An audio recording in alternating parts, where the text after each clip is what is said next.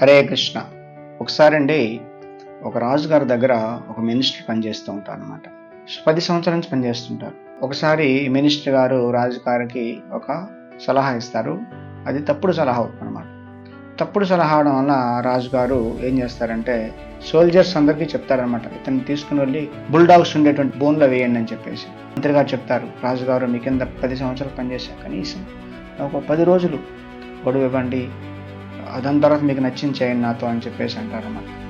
ఇంకా అతనికి వేరే మార్గం లేక సరే అని ఒప్పుకుంటాడనమాట. ఇప్పుడు మినిస్టర్ గారు కుక్కల కాపర దగ్గరికి వస్తారనమాట. వచ్చి రిక్వెస్ట్ చేస్తారనమాట, 10 రోజులు నేను కుక్కలను చూసుకునే అవకాశం ఇవ్వండి అని చెప్పేసి అంటారనమాట. ఇప్పుడు ఒప్పుకుంటాడనమాట.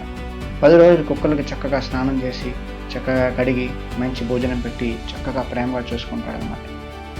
చూసుకున్నాక 10 రోజులు అయిపోతుంది. రాజుగారు సోల్జర్స్ని పిలిపించి మినిస్టర్ని కుక్కల బోన్లో వేయండి అని చెప్పేసి అంటాడన్నమాట. సో అతను వాళ్ళు తీసుకుని వెళ్ళి అతను బోన్లో వేస్తారు. బోన్లో వేయగానే కుక్కలు వచ్చేసి అతని కాళ్ళు నాకుతూ అతను చాలా దగ్గరగా ప్రేమగా ఆప్యాయత చూస్తూ ఉంటాయన్నమాట. ఏమీ చేయవు. ఇది చూసి రాజుగారు ఆశ్చర్యపోతారనమాట. ఇంత క్రూరమైనటువంటి ఈ కుక్కలు అందరినీ చీల్చి తినేసేవి, ఇదేంటి ఏం చేయట్లేదని చెప్పేసి అంటాడనమాట. అప్పుడు మినిస్టర్ అంటారనమాట, రాజుగారు మీకు 10 సంవత్సరాలు సేవ చేశాను, కానీ ఒక్క తప్పుని మీరు క్షమించలేరు, ఏమాత్రం కృతజ్ఞత లేదు.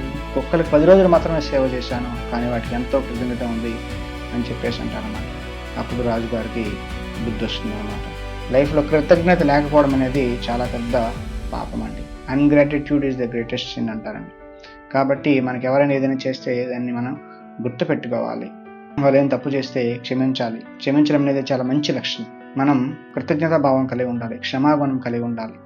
ఇవి మనిషికి ఉండేటువంటి నిజమైనటువంటి ఆవరణాలండి. హరే కృష్ణ.